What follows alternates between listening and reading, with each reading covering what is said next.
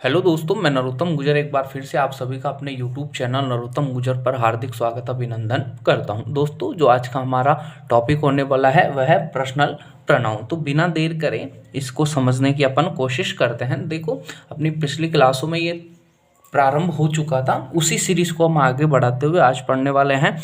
देखो, जो इसका रूल नंबर 1 है, ऐसे बोल सकते हैं जैसे आपने ये देखा होगा, let him go. Let him go, ये सेंटेंस बहुत बार पढ़ा होगा। तो ये क्या आ रहा है, लेट वर्ब क्या ले रही है, अपने साथ में क्या ले रही है, ऑब्जेक्टिव केस। ये क्या है, ऑब्जेक्ट है। तो पहला नियम यही हो गया कि लेट के बाद ऑब्जेक्टिव केस के प्रोनाउन का प्रयोग होता है। लेट के बाद क्या होता है, ऑब्जेक्टिव केस के प्रोनाउन का प्रयोग होता है। अब यहाँ पर देखने योग्य बात यह है कि लेट ट्रांजिटिव वर्ब है, फिर भी इसके साथ में क्या होता है, ऑब्जेक्टिव केस का प्रयोग होता है। क्यों होता है, आप समझ रहे हो ना भाई। अपन ने देखा था जब पार्ट ऑफ स्पीच पढ़े थे, उस समय अपन ने verb according to its object, एक तो ट्रांजिटिव देखी थी और एक देखी थी इन ट्रांजिटिव, यानी कि जिन वर्ब के साथ में क्या आता है, ऑब्जेक्ट आता है, वो क्या थी, ट्रांजिटिव वर्ब। इनका पैसिव बनता है, इंट्रांजिटिव का पैसिव नहीं बनता है। आप पढ़ चुके हैं ये वाली बात। फिर अपन बात करें, जैसे लेट हिम गो हो गया, लेट अस हो गया, लेट हर हो गया, लेट दैम हो गया, लेट यू हो गया। ऐसे आपने किस सेंटेंस के अंदर देखा होगा। तो जैसे मैं आपको बताऊं, एक एग्जांपल और दे देता हूं, let you and me go. Let you and me go सही है, या let you and I go सही है। देखो, दोनों सेंटेंसों में आप मेरे को बताने की कोशिश करना।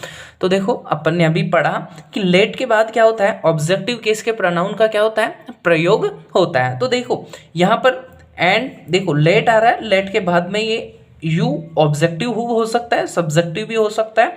लेकिन देखो, ये एंड कंजक्शन लग गया, तो इसके बाद में हमेशा क्या आनी चाहिए, ऑब्जेक्टिव फॉर्म। क्यों, क्योंकि लेट के बाद क्या करते हैं अपन, ऑब्जेक्टिव केस का प्रयोग करते हैं। तो अब यहाँ पर निश्चित हो गया कि ये यू क्या है, यू है ऑब्जेक्टिव फॉर्म में यहाँ पर। फिर अपन बात करें लेट यू एंड आई। अब देखो यहाँ पर आपको पता है कि एंड के बाद आने वाली सब्जेक्टों की प्रकृति क्या होती है, सेम होती है। अब जैसे देखो, यू आया है, यू सब्जेक्टिव केस में होगा, तभी तो ये आई सब्जेक्टिव केस में आया।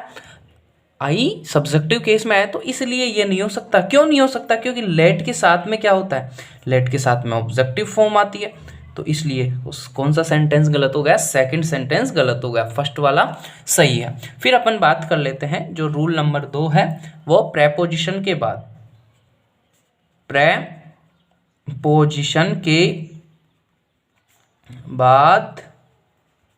हमेशा क्या होता है, हमेशा ऑब्जेक्टिव केस, CAS है ना, केस के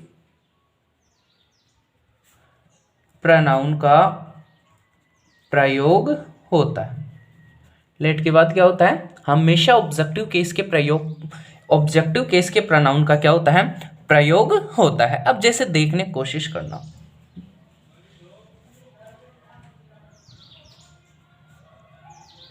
Mohan laugh at you and I।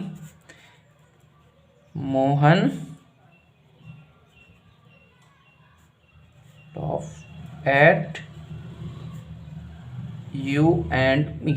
इन दोनों में सेंटेंसों में आप देखने की कोशिश करना कौन सा सही है या कौन सा गलत। देखो, मैं सेंटेंसों को, सही को और गलत को इसलिए लिखता हूँ ताकि आपको पता रहे कि ये गलत है, क्योंकि आपके सामने एग्ज़ाम में बहुत सारे क्वेश्चन आते हैं और आप, हाँ ये भी हो, ऐसे भी होता है, ऐसे भी होता है, तो आपको जब आप इसका रिवीजन करो, मैं ये सोचता हूँ कि आप सभी नोट्स बनाते हुए चल रहे होंगे, तो इसी वजह से देखने की कोशिश करना। मोहन, अब देखो प्रेपोजिशन के बाद क्या होता है, ऑब्जेक्टिव केस के प्रोनाउन का प्रयोग होता है। अब प्रेपोजिशन के बाद ऑब्जेक्टिव केस का, अब देखना लाफ एट, ये लाफ एक ऐसी वर्ब है जो हमेशा अपने साथ में एट प्रेपोजिशन लेती है। अब देखने की कोशिश करना, ये एट, अब ये प्रेपोजिशन आनी चाहिए थी ना, प्रेपोजिशन है ना, प्रेपोजिशन के बाद में ऑब्जेक्टिव केस के प्रोनाउन का प्रयोग होना चाहिए ना।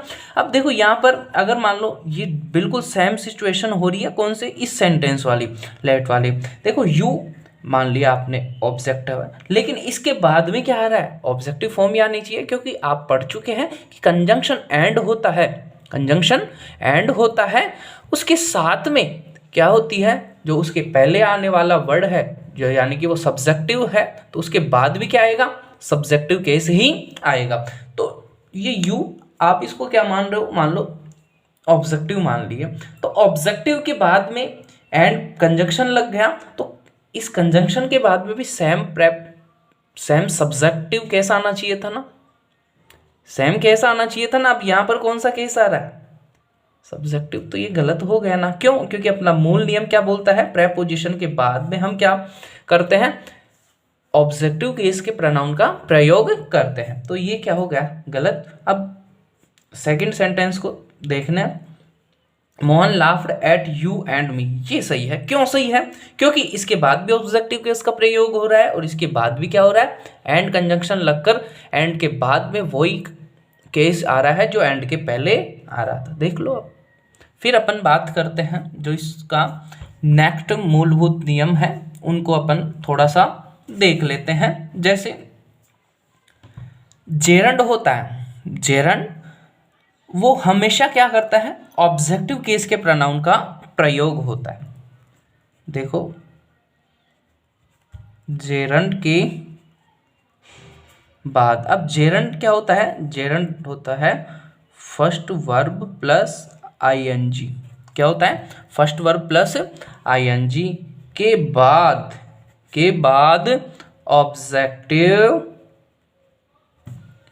ऑब्जेक्टिव केस का प्रयोग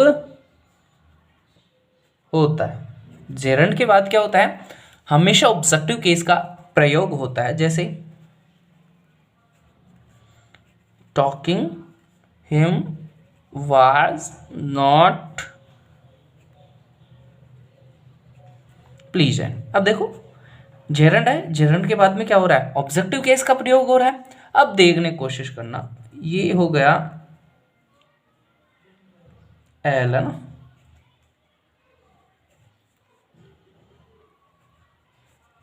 ही वॉज नॉट,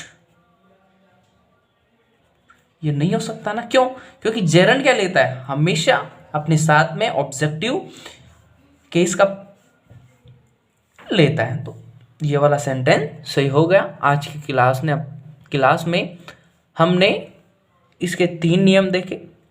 देखो सबसे पहले लेट के बाद में क्या होता है, हमेशा ऑब्जेक्टिव केस का प्रयोग होता है। फिर बात कर ले प्रेपोजिशन के बाद में भी क्या होता है, ऑब्जेक्टिव केस का प्रयोग होता है, जबकि जेरंड के बाद में भी क्या होता है, ऑब्जेक्टिव केस का ही प्रयोग होता है। तो देखो इस पर आधारित कुछ मैं एक्सरसाइज भी लाऊंगा कि इसके बाद कौन सा सेंटेंस है या कौन सा गलत है, सही है या गलत है, तो ये सब आपको उपलब्ध करवा दिया जाएगा।